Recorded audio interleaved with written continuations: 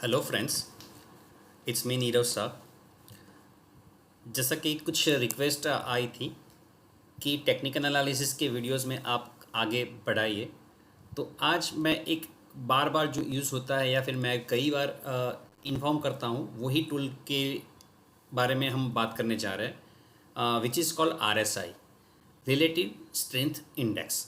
अब ये RSI क्या है? कई बार चार्ट में मैंने बोला कि ये देखना है, ओवरसोल्ड है, ओवरबॉट है। तो ये RSI होता क्या है उसकी हम समझ लेते हैं। उससे पहले कुछ चार्ट्स डिस्कस कर लेते हैं कि कहाँ से ये ओवरसोल्ड जोन था। करीबन RSI 30 के नज़दीक थी, 30 के नीचे नहीं थी। तो RSI की वैल्यू 30 के नीचे क्यों कंसिडर करते हैं, 70 के ऊपर क्यों करते हैं? जो टेक्स्ट बुक में लिखा है ये RSI की वैल्यू 70.21 थी और फिर जो डाउनफॉल स्टार्ट हुआ तो कई लोग अपने हिसाब से इंटरप्रेट करते हैं। डिपेंड करता है आप कौन सी कैटेगरी में बिलोंग करते हो। तो सबसे पहले समझते हैं कि व्हाट इज़ RSI। तो यहाँ पे मैंने एक्सेल शीट बनाई है। तो RSI का फॉर्मूला है RSI is equal to 100 minus 100 upon 1 plus RS। Now what is the RS? RS is shows the ratio between average gain and average loss. तो average gain upon average loss करोगे तो एक figure मिलेगा, वो आपका RS है। अब इसकी कैलकुलेशंस कैसे होती है? तो RSI always considered on closing price. तो जो यहाँ पर कुछ रेट्स दिए हैं, ये मैंने 2009 का एक एग्जांपल उठाया है। तो यहाँ पे 44.34, नेक्स्ट डे इसका क्लोज आया है 44.09। उसका मतलब 25 पैसा डाउन हुआ है। तो ये गेन नहीं हुआ है, ये लॉस हुआ है। तो 25 पैसे का लॉस हुआ है प्लस था। ये मैंने एब्सोल्यूट वैल्यू ली है, यहाँ पे नेगेटिव है तो यहाँ पे एब्सोल्यूट वैल्यू हो गई। उसी तरह से जब हम नीचे आए, नेक्स्ट डे हमारी क्लोजिंग वैल्यू रही 44.15, जो बढ़ के आई है 0.06। तो यहाँ पे 0.06 ऐड किया। उसी तरह से 1 बाय 1 फटाफट हम जाते हैं। -54 का हुआ तो यहाँ पे 54 लिखा। 72 तो 72 प्लस हुआ तो 72 यहाँ पे। फिर 50 पैसा प्लस हुआ तो 50 पैसा मैंने यहाँ पे लिखा। तो यहाँ पे 13 डेज तक कुछ नहीं मिलेगा। यहाँ पे जो वैल्यूज़ है ये 13 है, क्योंकि 14 फर्स्ट डे से स्टार्ट हुआ है। तो फर्स्ट डे तो कंसिडर होगा नहीं, जब तक कंपेयर नहीं करेंगे तब तक वो पता नहीं चलेगा। 13 डेज के बाद 14 डेज से आपका कैलकुलेशन स्टार्ट होगा। तो ये एवरेज वैल्यू कैलकुलेट किए। तो एवरेज वैल्यू क्या है? तो ये जो नंबर्स है इसका टोटल लिया और उसको 14 से डिवाइड किया तो ये 24 निकल के आया। इसको भी मैंने टोटल किया और फिर उसको डिवाइड बाय 14 किया तो 0.10 आया। तो अब 24 डिवाइड बाय 0.10 वो 2.40 के अराउंड होता है। तो ये एग्जैक्ट वैल्यू कैलकुलेट की है, इस हिसाब से 2.39 है, क्योंकि यहाँ पे कुछ वैल्यूज़ हमने फ्रैक्शन फिगर सिर्फ 2 लिए हैं, इस हिसाब से फिगर नहीं हुआ। तो इसकी RSI वैल्यू 70.53 हुआ। तो इस तरह से कंप्लीट RSI वैल्यू निकलती है। ये RS वैल्यू कैलकुलेट किया 2.39। अगर 1 प्लस 2.39 करेंगे तो डिवाइड 100 को डिवाइड उससे करना है और 100 में से माइनस करोगे। तो इसी हिसाब से ये वैल्यू अगर 0 है तो RSI की वैल्यू 100 होगी, और ये वैल्यू 100 है। 100 कब होगी? तो बड़ी वैल्यू 99 के अराउंड होगी। 99 प्लस 1 100 होता है, 100 तो ये वैल्यू 0 हो जाएगी। तो इस तरह से आपका RSI जनरेट होता है। तो मार्केट में कई लोग, मेरे हिसाब से, मैं उनको गलत नहीं बोलता, but they are considering RSI value on high and low. कई बार वो पॉइंट नोट करते हैं, बट वो अपना एक ऑब्जर्वेशन होता है। मैं उनको क्रिटिसाइज़ नहीं करता, बट मेरे हिसाब से RSI की वैल्यू क्लोजिंग के हिसाब से कैलकुलेट होती है। जैसे यहाँ पे मैंने बताया ये क्लोजिंग नंबर्स है। तो आपको ये दिमाग में रखना है, जब कभी भी आप अगर नेक्स्ट टाइम ऑब्जर्व करना स्टार्ट करो तो ऑब्जर्व करना कि क्लोजिंग बेसिस से अच्छा रिजल्ट मिलता है या फिर हाई और लो के हिसाब से वैल्यू। अब कुछ स्टॉक्स जो बड़े स्टॉक्स है और फिर मैं उसके बारे में बताऊंगा। यहाँ पे देखिए 30 के नीचे जब भी होता है वो ओवरसोल्ड में कंसिडर होता है। तो बाय करना है, सेल करना है, किस तरह से आपको एग्जीक्यूट करना है। तो मेरे हिसाब से अगर आप मेरा वीडियो सुन रहे हो तो जब कभी भी 30 के बाहर निकल रहा है तब जाके आप अटैम्प्ट कर सकते हो, तब तक आपको अटैम्प्ट नहीं करना है। हाँ, क्योंकि कुछ स्टॉक्स में बताऊंगा जो आपको लॉस में कन्वर्ट करते हुए दिखेंगे। हाँ, यहाँ पे ओवरबॉट जोन था, बट जब तक ये बिलो आया तो ये थोड़ा नीचे आया और फिर ये ओवरबॉट जोन था। तो यहाँ पे अगर किसी ने बेचा होता तो देख सकते हो ये कहाँ से कहाँ पहुँच गया। करीबन करीबन 0.02 से लेके करीबन करीबन 533 हो गया, मतलब 6% का लॉस हो गया।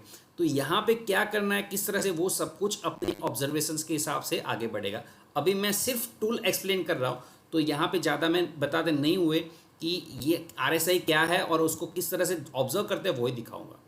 तो मेरे हिसाब से RSI स्ट्रेंथ दिखाती है, that word itself representing relative strength index. तो रिलेटिव स्ट्रेंथ कितना है, तो ये RSI 14 डेज का है। तो यहाँ पे अगर मैं फिगर रखूँगा, मतलब यहाँ से लेके करीबन 14, 1 2 3 4 5 6 7 8 9 10 11 12 13 14, तो यहाँ से ये रेंज जो बनी, यहाँ से ये पॉइंट से लेके ये पॉइंट का जो क्लोजिंग पार्ट है, उसकी वैल्यू ये सिंगल वैल्यू हुई, और आज की वैल्यू क्या है, तो 44.26। तो according to me bearish line है, क्योंकि 50 के प्लस और 50 से कम यहाँ पे एक इशारा होता है। As per the text book 70 के प्लस ओवरबॉट होता है, 30 के नीचे ओवरसोल्ड होता है। बट मीनवाइल क्या करना है, तो आपको एक अंदाज़ा लगाने के लिए कि स्ट्रेंथ बनी है कि स्ट्रेंथ कम हो रही है, तो यहाँ पे मैं बोलूँगा कि स्ट्रेंथ कम हो रही है। अगर 50 के क्रॉस कर रहा है तो 50 इज़ द मिडल नंबर, 50 के ऊपर जा रहा है तो आपका जो मैग्नेट दो जगह पे लगा हुआ है, एक 70 पे लगा हुआ है और 30 के ऊपर लगा हुआ है। तो अगर 50 के ऊपर जा रहा है तो वो 70 को टच करने का अटेम्प्ट करेगा, और अगर 50 के नीचे आएगा तो वो 30 को टच करने का ट्राई करेगा। तो सिंपल सा लॉजिक है, आपको कई सारे लोगों को अलग अलग अपना ऑब्जर्वेशंस बोलते हुए सुनोगे। यहाँ पे 70 को क्रॉस करके नीचे आ रहा है तो आपको सेल इनिशिएट आप कर सकते हो। अगर 30 के नीचे है और ऊपर जा रहा है तो आप 30 को इनिशिएट कर सकते हो। एक चार्ट ले लेते हैं, मैंने जो बोला था एक RSI के बारे में, NSE IT,